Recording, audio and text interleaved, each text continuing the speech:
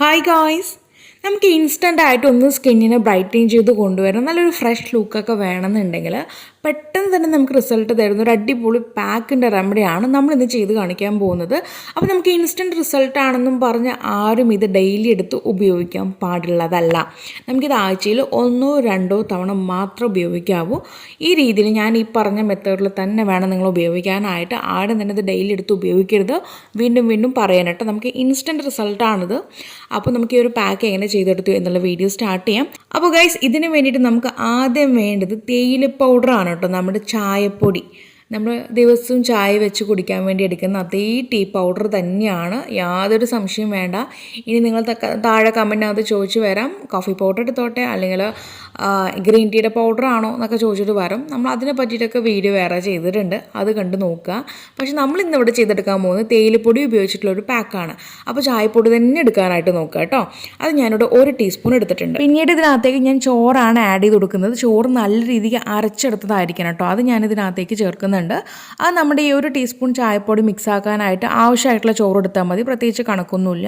അപ്പോൾ ഞാനിവിടെ 2-3 ടീസ്പൂണൊക്കെ എടുക്കുന്നുണ്ട്. എന്നിട്ട് നല്ല രീതിക്ക് അങ്ങ് മിക്സ് ആക്കുക കേട്ടോ. മിക്സ് ചെയ്ത് കൊണ്ടുവന്നതിന് ശേഷം നമ്മളിതിനകത്തേക്ക് ഒരു കാര്യം കൂടി ആഡ് ചെയ്ത് കൊടുക്കണം. അപ്പോൾ ഞാനിവിടെ ആഡ് ചെയ്യുന്നത് നമ്മുടെ തന്നെ ബ്രാൻഡായിട്ടുള്ള ഷംനൂസ് ഓർഗാനി ഹെർബൽ ബ്യൂട്ടിയുടെ സാഫ്രോൺ ആലുവേറ ജെല്ലാണ്.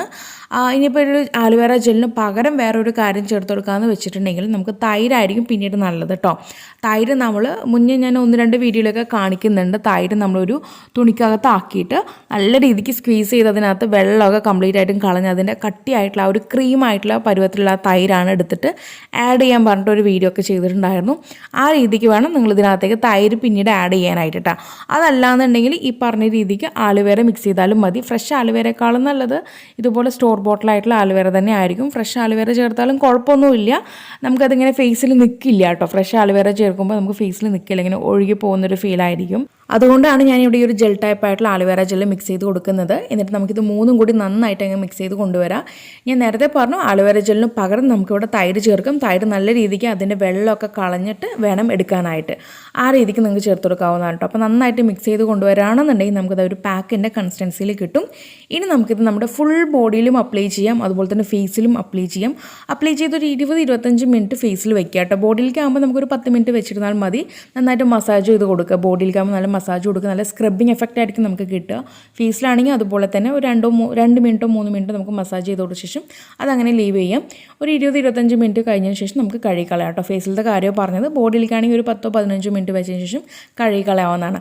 ഈ രീതിക്ക് നമ്മൾ ആഴ്ചയിൽ 1-2 തവണ മാത്രം ഉപയോഗിച്ചാൽ മതി, ഡെയിലി ഉപയോഗിക്കാൻ പാടുള്ളതല്ല. അപ്പം നമ്മൾ ഈ ഒരു റെമഡി നമ്മുടെ സ്കിൻ കെയർ റൊട്ടീനിൽ ആഴ്ചയിൽ 2 തവണ ഉപയോഗിച്ച് വരികയാണെന്നുണ്ടെങ്കിൽ നമ്മുടെ സ്കിൻ ടോൺ ഇമ്പ്രൂവ് ആവുകയും മാത്രമല്ല, നമ്മുടെ ഫേസിലുണ്ടാകുന്ന ആ ഒരു പാടും കാര്യങ്ങളൊക്കെ റിമൂവ് ആക്കിക്കൊണ്ട് നമ്മുടെ സ്കിന്ന് നല്ല ക്ലിയർ ആൻഡ് ഗ്ലോ ആയിട്ട് വരുന്നതായിട്ട് നിങ്ങൾക്ക് ഫീൽ ചെയ്യും. അപ്പോൾ ഗൈസ്, തീർച്ചയായിട്ടും എല്ലാവരും ഒന്ന് ട്രൈ ചെയ്ത് നോക്കുക. ട്രൈ ചെയ്തിട്ട് നിങ്ങൾക്കൊണ്ടായിട്ടുള്ള മാറ്റം ഈ ഒരു വീഡിയോയുടെ താഴെ വന്ന് കമൻറ്റ് ചെയ്യാൻ മറക്കരുത്.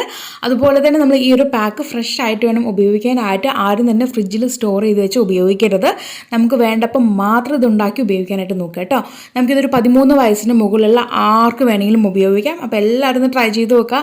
ട്രൈ ചെയ്തിട്ട് നിങ്ങൾക്കുണ്ടായിട്ടുള്ള മാറ്റം താഴെ കമൻറ്റ് ബോക്സിൽ ആഡ് ചെയ്യാൻ മറക്കരുത്. അപ്പോൾ ഇനി ഒരു പുതിയ വെറൈറ്റി വീഡിയോ വരുന്നതായിരിക്കും. Tata bye bye from Shamna.